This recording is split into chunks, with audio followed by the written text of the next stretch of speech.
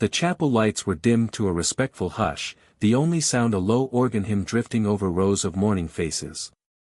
Malcolm Whitaker, tall, broad-shouldered, dressed in a charcoal three-piece suit, slipped through the side entrance, his polished shoes clicking softly on marble. He paused at the doorway, backlit by afternoon sun, taking in the casket draped with white lilies and the sea of black attire. Few here knew him, even fewer knew why he had come.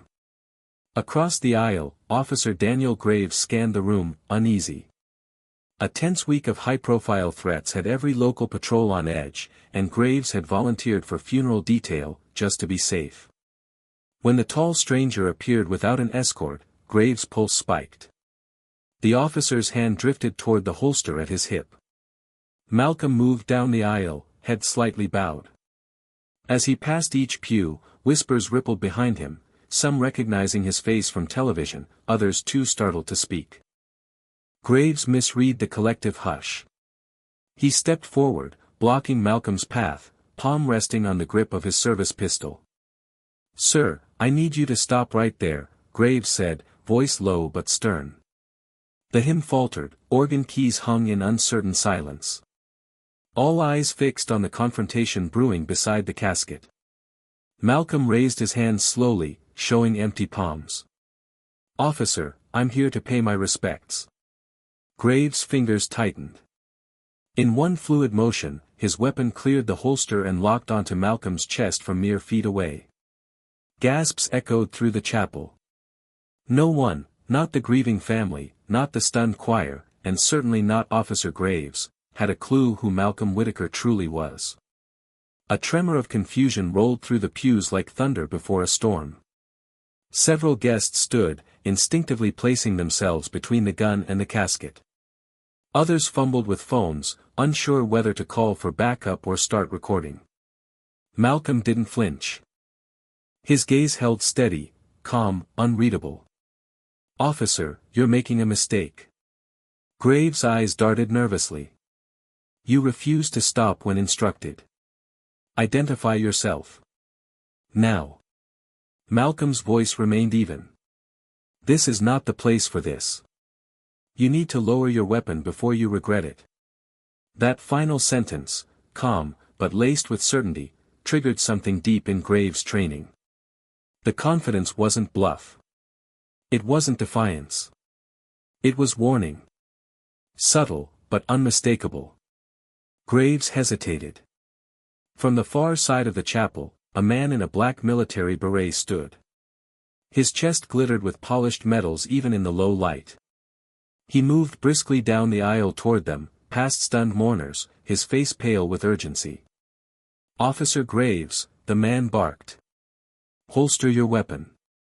Immediately." Graves didn't budge. "Who are you?" The man held up a gold-embossed credential case without missing a step. "Colonel Terrence Boone, Department of Defense." "That man you've got at gunpoint is not just a guest, he's the reason there are no snipers on the roof today." Graves blinked, the pressure of 1,000 eyes finally sinking in. Colonel Boone stopped just short of Malcolm. "You're pointing a weapon at Director Malcolm Whitaker, former Joint Task Commander of Homeland Security." He turned, voice ice cold now. "And if you had pulled that trigger, your career wouldn't be the only thing buried today." Gasps erupted again, this time louder. Graves' arms trembled. The weight of what he had just done settled onto his shoulders like cement.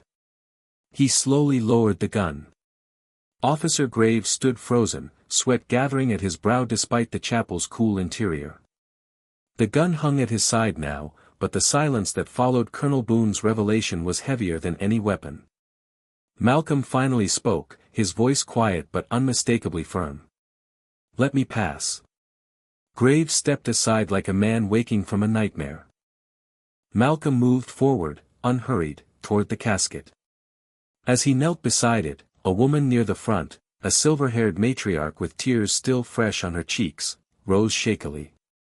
She placed a hand on Malcolm's shoulder and whispered something only he could hear. He nodded, closing his eyes for a long moment of reflection. At the back of the chapel, Graves stumbled over to Colonel Boone, lowering his voice to a strained whisper.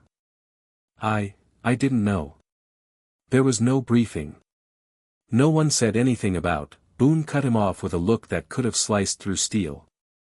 That's because you weren't supposed to know. You were here to observe, not to interfere. Graves swallowed hard. But, why is someone like him here? At this funeral? Boone leaned in, his voice a low growl. Because the man in that casket saved Director Whitaker's life during an operation we still can't talk about. That's why. And because Whitaker promised him he'd stand by his family, no matter what. Graves looked back at Malcolm, who now had his hand resting gently on the casket. The mood in the chapel had shifted from tension to reverence. Even those who had no idea who he was could feel something monumental had just occurred. Son, Boone added, almost pitying now, you didn't just aim a gun at the wrong man. You aimed it at the man who trains the people you'll never be good enough to work with. Officer Graves sat down slowly in the last pew, face pale and lips pressed tight.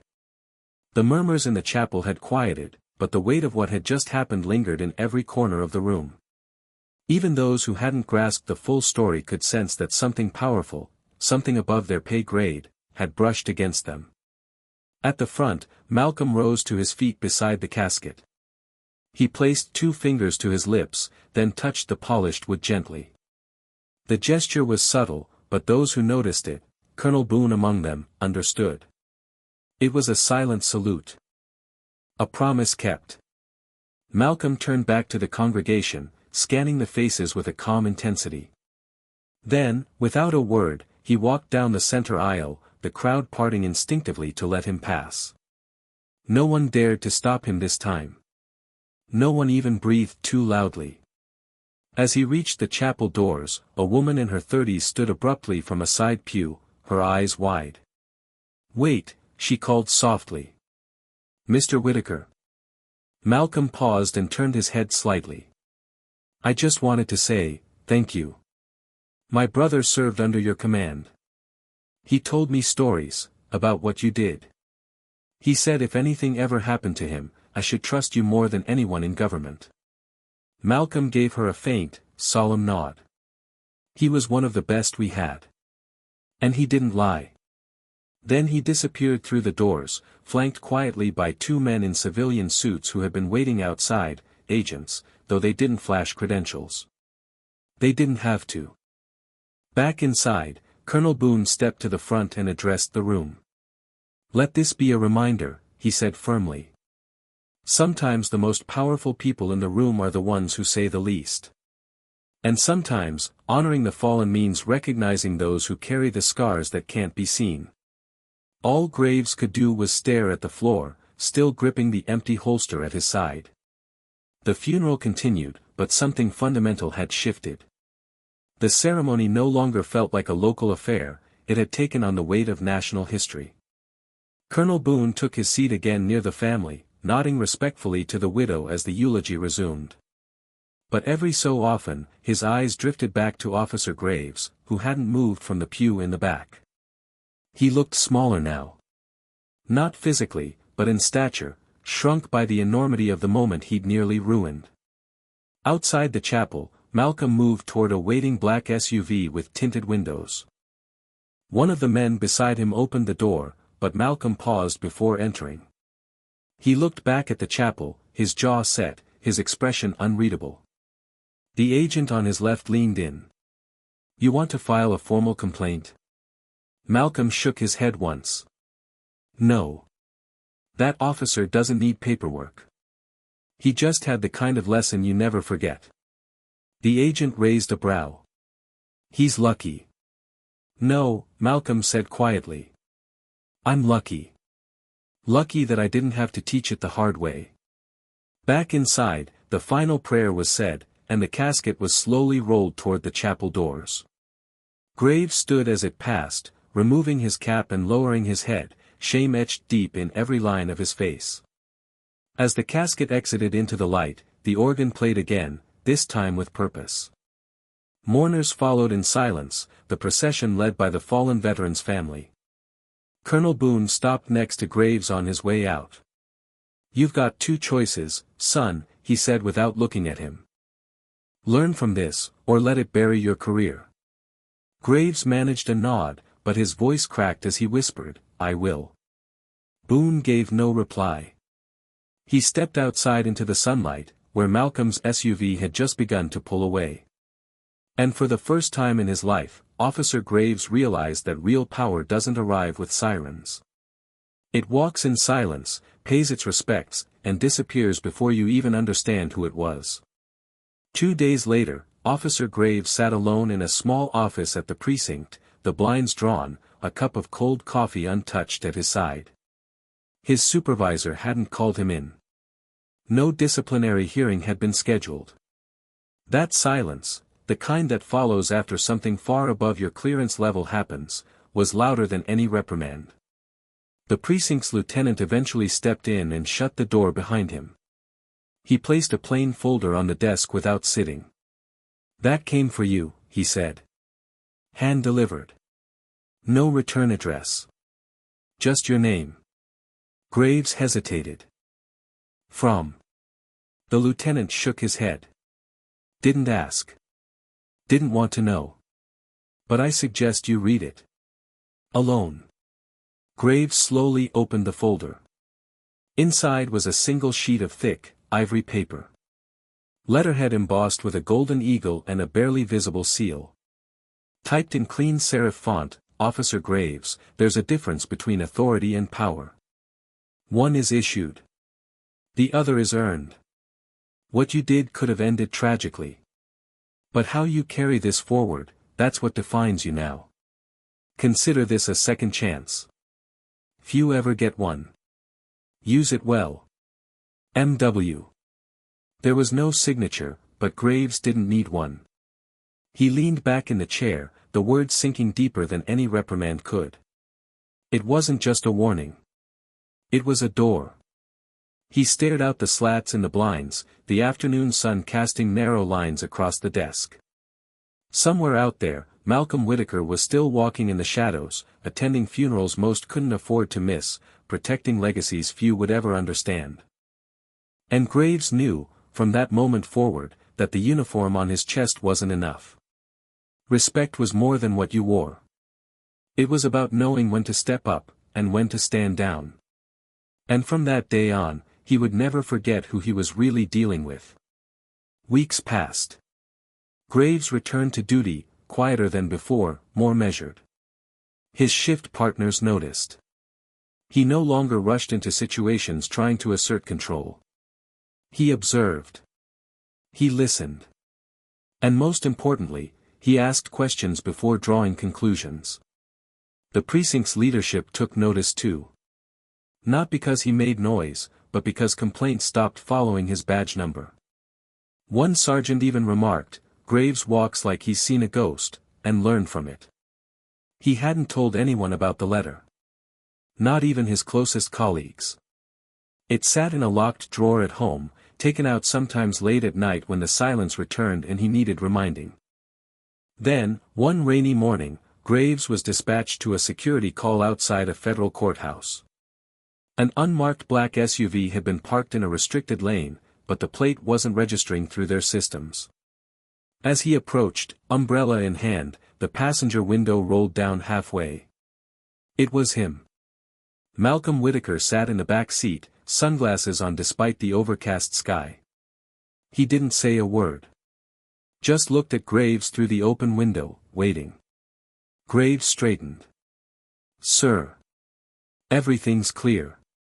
I'll have the curb unlocked immediately." Malcolm gave the faintest nod, almost imperceptible, then rolled the window back up. As Graves turned to wave off the tow crew, the driver, an agent in a black suit, lowered his own window and muttered just loud enough, "He asked for you. Knew you were on this beat now." Graves blinked. "He asked for me." The agent didn't answer. Just drove off slowly, fading into traffic. Graves stood still in the rain, the city blurring around him. That wasn't chance. It wasn't coincidence. It was another message, unspoken, but clear. Malcolm Whitaker hadn't just forgiven him. He was watching. And that was a responsibility far greater than any badge. That evening, after his shift ended, Graves sat alone on a bench in the city's War Memorial Park, a quiet stretch of stone names and eternal flame. The rain had stopped, but the ground still held the day's chill. He looked out at the names etched into granite walls, wondering how many of them had crossed paths with men like Malcolm Whitaker, men who existed in silence, but moved with purpose no one taught in academy training. He wasn't the same man who had stood in that chapel with a gun drawn. That version of himself felt like a stranger now. Naive. Reactive. Desperate to prove something he didn't even understand. His phone buzzed. A text from a number without a name. You changed course. That's rare. That matters. Keep going. No signature. But Graves didn't need one. He stared at the message for a long moment, then rose from the bench. He walked past the flame, past the names, past the bronze statues of heroes frozen in motion. The streetlights shimmered on the wet pavement, and in the reflection beneath his boots, he saw himself differently now, not as the man who almost made a fatal mistake, but as the one who refused to let that mistake define him. The next morning, he submitted a formal application to enroll in advanced de-escalation and leadership courses, on his own time, on his own dime. When asked why, he simply said, "I want to be the kind of officer who doesn't need a gun to be in control." Word spread. Quietly at first, then with more force. Other officers took notice. A few joined him. Culture started to shift, not by orders from above, but by example from within. And somewhere in the background of it all, Malcolm Whitaker watched. Not to punish, but to ensure the right lessons lived on. Months later, a new recruit academy class was invited to the precinct for a leadership roundtable. Officer Graves was asked, unexpectedly, to speak. He hesitated at first. He wasn't a high-ranking officer, didn't hold commendations or flashy titles. But someone higher up, far higher, had quietly suggested his name. And when a certain phone call came from an untraceable line to the captain's office saying simply, "Let Graves speak," there were no more questions. So, on a gray Thursday morning, Graves stood before a room of fresh uniforms. His palms were sweaty. His heart thudded in his chest. But when he looked into the eyes of those young cadets, he saw his younger self, eager, proud, unprepared. He didn't start with stats or rules. He told them a story. "I once drew my gun in a place I never should have. On a man I didn't recognize. A man whose name never needed to be spoken aloud, because the people who mattered already knew it." Silence filled the room. The instructors froze in the back. "I didn't lose my job. I wasn't suspended. But I lost something else, my blind trust in the badge alone. That day, I learned there are people in this world who wear no uniform, who answer to no chain of command, but whose lives hold more weight than the buildings we protect." He stepped closer to the front row. "And if you think authority makes you powerful, you'll never understand how to lead. True power walks quiet, acts when needed, and leaves no scars unless it must." He didn't name Malcolm Whitaker. He didn't have to. When he finished, the room remained still for a moment, then erupted into applause. Even the instructors nodded. Later that day, alone in the locker room, Graves found a small envelope tucked into his locker. No stamp. No return name. Inside, a single silver pin, an eagle in flight, wings spread wide. The kind not sold. The kind not worn in public. Just a note beneath it, "You've earned a new kind of uniform. Wear it well." There was no signature. There never would be. Years later, Officer Daniel Graves had become more than just a patrolman. He was now a field liaison for interagency coordination, something few in his position ever achieved without political backing or battlefield service. Yet he'd earned it not through favors, but through transformation. Through restraint. Through knowing exactly what not to do. One late autumn evening, he stood on the edge of another funeral, this one for a retired intelligence officer buried with full honors.